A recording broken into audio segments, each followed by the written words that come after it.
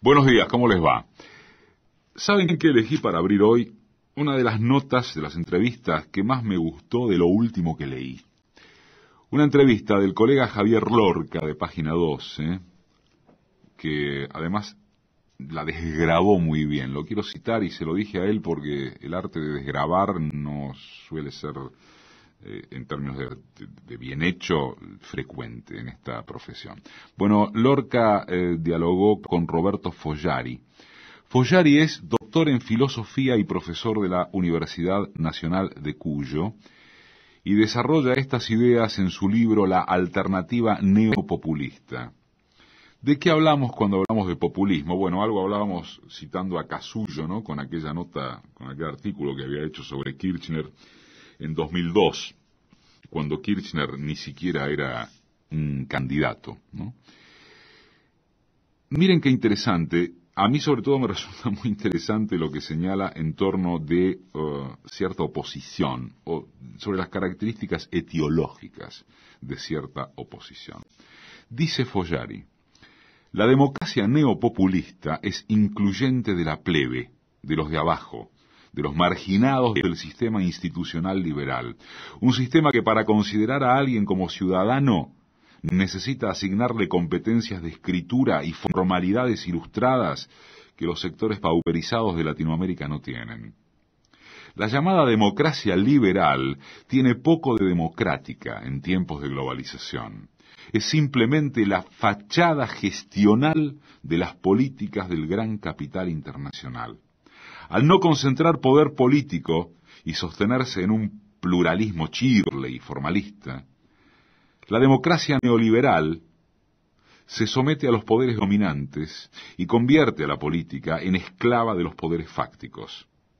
Entonces, no extraña que, en gran parte, los republicanos sean, como se ve claramente en Argentina, Ecuador o Venezuela, los mismos que apoyaron golpes de Estado en nombre del orden, los que mantienen las mismas políticas económicas privatistas que aplicaron esas dictaduras, y los que hacen una política exterior antirregional, genuflexa y dependiente del poder imperial, sobre todo del poder imperial estadounidense.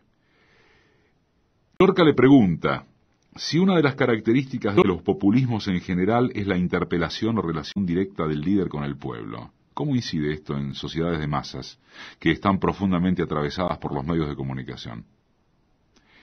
Y Fogliari responde: el mundo mediático, principalmente el televisivo, convierte un acontecimiento en agenda absoluta. Es decir, al salir en todas las emisoras a la vez, hay hechos que alcanzan una magnitud de presencia pública impensable en tiempos anteriores.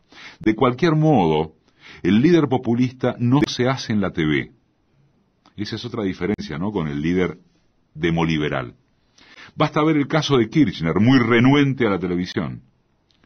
El cara a cara del líder con el pueblo es en la calle, en la plaza, es físico, y está ganado por la presencia de lo simbólico y lo carismático contra los estilos de la política liberal, que carece de contenidos motivacionales y emocionales importantes.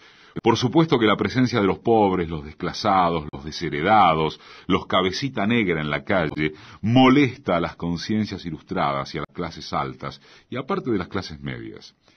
Por eso su reacción, acicateada desde los intereses que son tocados por la política neopopulista, porque ésta no se limita a administrar, produce poder y logra redistribución social de bienes y servicios, a la vez que mejoras democráticas impensables para muchos republicanos, como la ley de medios en Argentina, o los derechos establecidos en las constituciones de Ecuador o de Bolivia.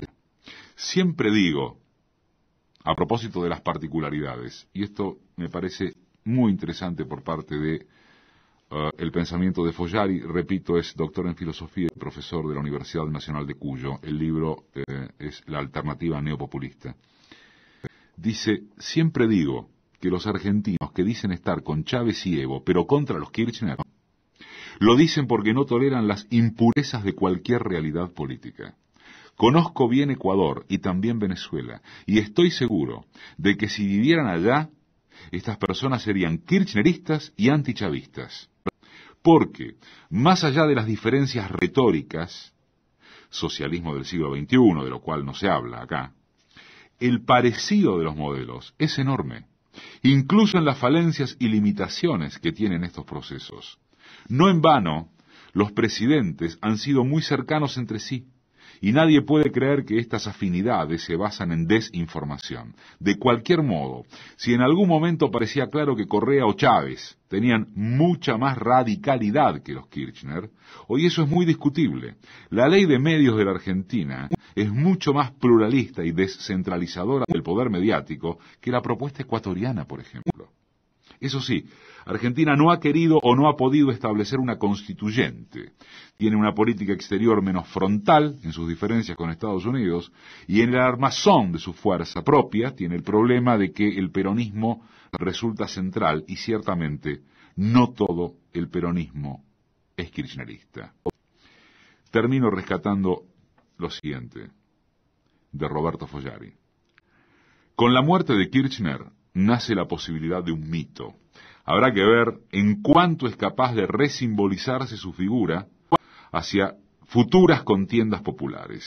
Esto hace indiscutible la figura de Cristina como la continuidad, como la continuadora del modelo, porque ya eran una dupla en cuanto al proyecto, abrazado por los dos, y nadie fue más cercano a Néstor que ella. Hay que ver cómo establece Cristina la conducción política. Allí son necesarios adláteres bajo su mandato, porque hasta ahora ella era el estadista y él el armador político. Ahora ambas cosas recaen en la presidenta y se verá cómo las asimila. ¿Cómo analiza la relación entre estos neopopulismos y el campo intelectual? Cierro con esta frase o con este párrafo de Roberto Fogliari. La mayoría de los intelectuales son platónicos. Prefieren la coherencia interna en la comodidad subjetiva de su propia ideología que las contradicciones y dificultades de abrazar realidades políticas con sus espinas y sus asperezas e imperfecciones. Por tanto, para muchos intelectuales, la mejor política es la que se habla, pero nunca se hace.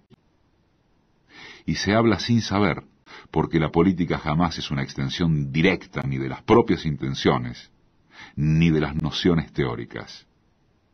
Por eso, y por ser, comillas, ilustrados, muchos intelectuales detestan al populismo, como extensión de su hábitus de clase alta o media, para la cual los de abajo encarnan la grosería, la vulgaridad, la renuncia al pensamiento y a los libros, así como a la elegancia de los esquemas puros.